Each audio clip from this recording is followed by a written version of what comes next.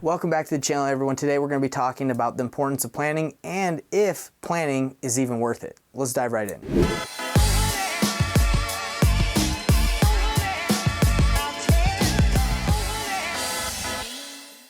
Before we dive into this video, I want to invite you to my free Facebook group. It's a free community where you get free resources, a masterclass every week, and a community where you can connect with people. So go ahead and join it right now, and let's dive into this video. So is planning worth it? Guys, before I got into planning and really setting goals, I kind of just went with the flow. Go with the flow was kind of like my motto. And I didn't really know what was going to happen every day. I was just like, well, I guess I'm going to do this, and I don't know if that's going to help me accomplish my goals.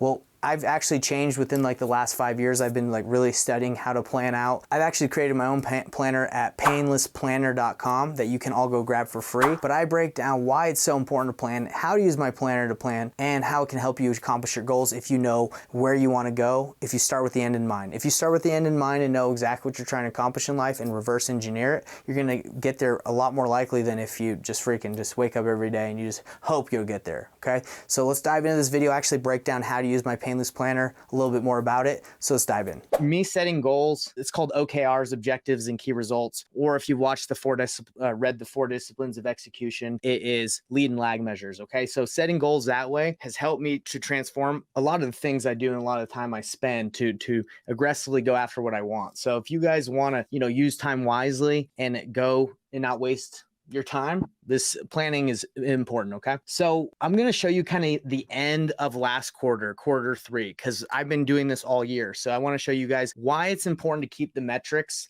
and why to look at them at the end of the quarter and say, okay, I made it or I didn't make it. And what can I do to improve? I'll show you how this works. So we're going to start off looking at the end of quarter 3. It just happened. We're going into quarter 4 and I've just planned it and I'm going to show you how I planned it. But first, if you guys want, go ahead, go over to painlessplanner.com. It's absolutely free, guys. There's no strings attached, nothing. I don't have anything to sell you. It's just free. So the thing that I really like about tracking your results is this. When accomplishment is measured, accomplishment improves. And when accomplishment is recorded and reported back, the improvement is accelerated. So you're reporting every day to yourself and you're reporting it back to yourself. And this is what I'm doing at the end of Q3. I said, how did I do? What can I do to improve? And there's another quote that I really like, and it talks about how sporting events, everybody wants to keep track of the score in sports because it's like, oh, that's so important to see who wins. Life is way, way more important than a sporting event or a game. So if you're not keeping track of the score of your life, of what you're trying to accomplish,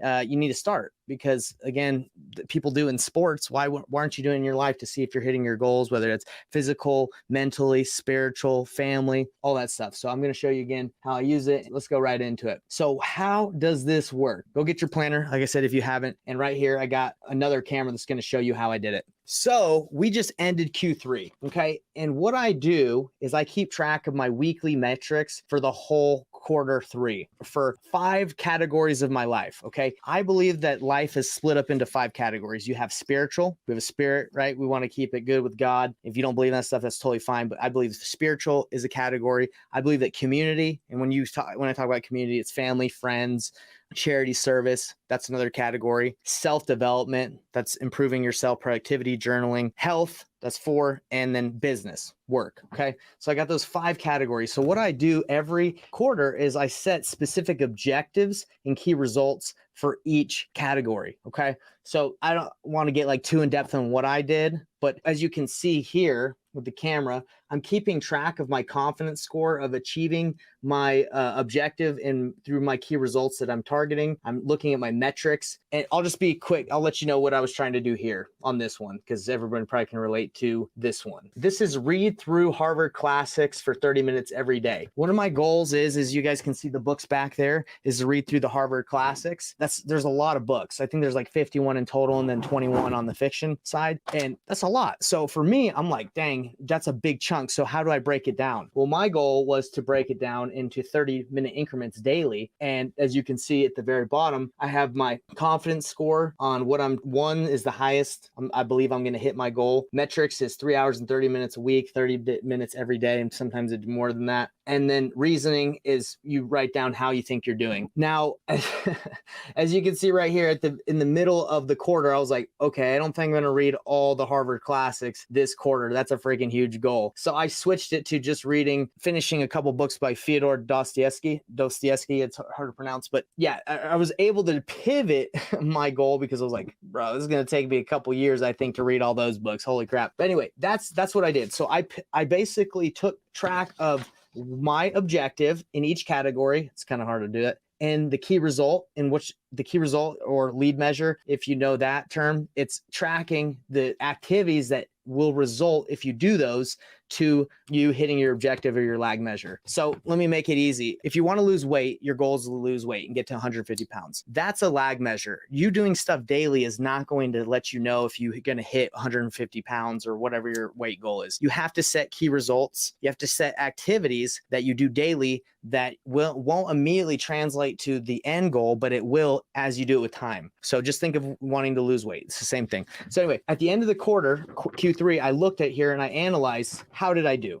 Okay, so that's what this is. Okay, and I'm starting it again in Q4. And then what I did here is I have recap and review previous quarters OKRs. So what I did is I wrote down all the objectives right here that I had, all the targets. Did I hit them? Did I not hit them? Why did I not hit them? What was outstanding? So then I can further plan Q4 and be like, okay, do I want to continue with this? And guys, I had to change a lot because I thought I could do way more than I could. I thought I could read all these books. I thought I could do all this stuff. Unfortunately, I don't have the time to hit a lot of the goals that I set, so I changed it.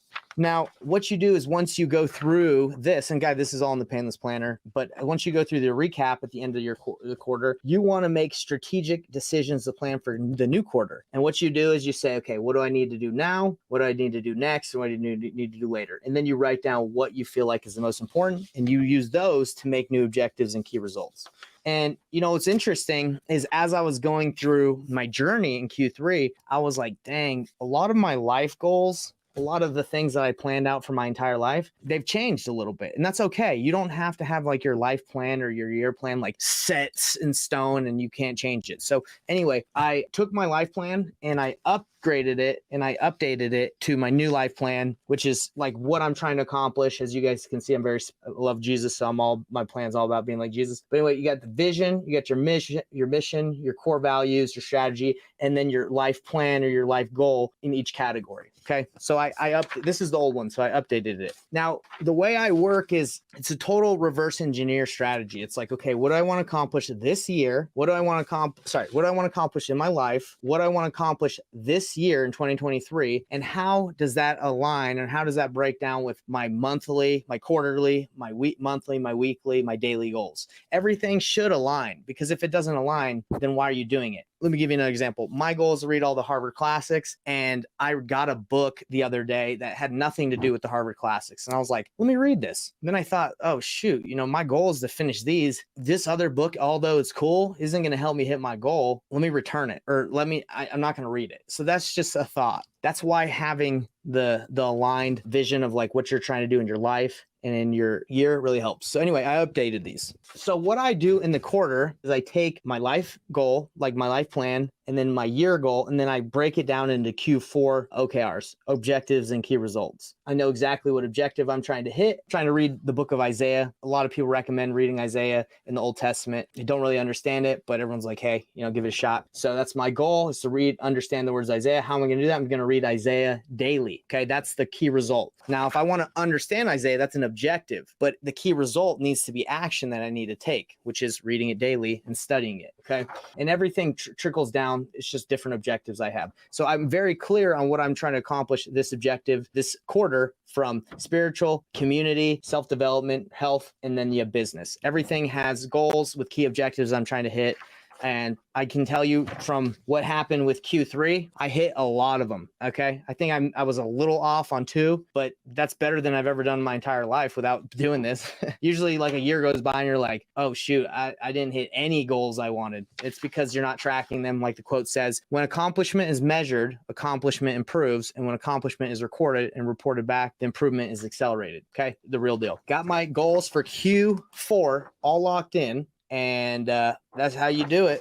Now, this is something really cool, okay? This is additional to planning. This is just an extra thing I like to do. So I have what's called a yearly goal letter, okay? I wrote this a year ago, and then I dated it October 5th, 2023. And what I did is I wrote myself a letter saying what I believe life would be like in 2023, a year from that date. I did it for business. I did it for family. I did it for health. I did it for wealth, and I did it for contribution. I'll tell you guys right now, I was very, very ambitious of what I could accomplish in business in a year. I was like, yeah, I'm gonna own like thousands of rentals and have thousands of coaching students and thousands of deals. Like, I need to chill out on my next letter. I need to just be a little, not that being unrealistic isn't good because you can set high goals, but I went a little overboard. But I will tell you something super, super exciting is right here when it comes to family and relationships, guys, this is exciting, okay? I wrote this letter to myself and I did not have a baby, okay? I did not have a kid. All right. But I wrote and I manifested it that I would,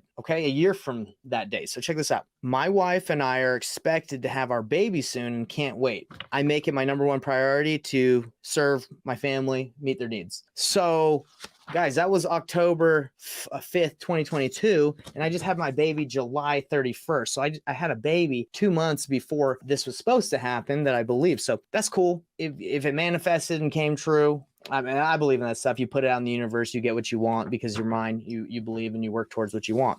So anyway, if you want to try it out, if you don't think that's cool, it's okay. But if you want to try it out, you can write yourself a yearly goal letter, and I have the template inside the planner as well. If you like that information, please like, subscribe, and hit the bell icon for more info like that.